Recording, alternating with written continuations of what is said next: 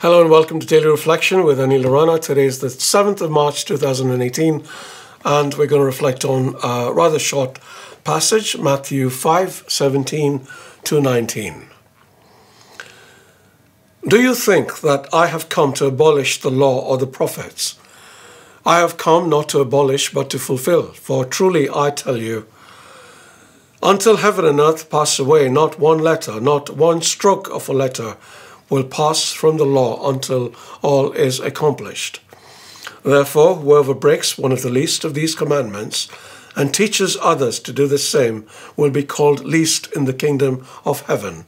But whoever does them and teaches them will be called great in the kingdom of heaven. For I tell you, unless your righteousness exceeds that of the scribes and Pharisees, you will never enter the kingdom of heaven.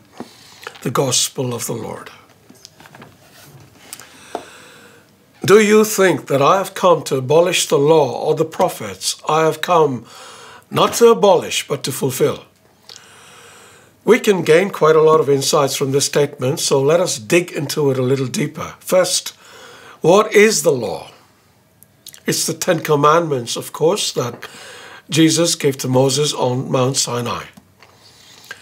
Now, Jesus says he hasn't come to abolish the 10 Commandments because they remain as valid today as they were in the days of Moses. Why? Because they tell us how God expects us to live. So what then does Jesus mean when he says that he has come to fulfill the law? We get an answer in an exchange that took place between Jesus and a lawyer. The lawyer tried to test Jesus. "Teacher," he asked, "which is the greatest commandment in the law?" And Jesus replied, "Love the Lord your God with all your heart and with all your soul and with all your mind. This is the first and greatest commandment, and the second is like it.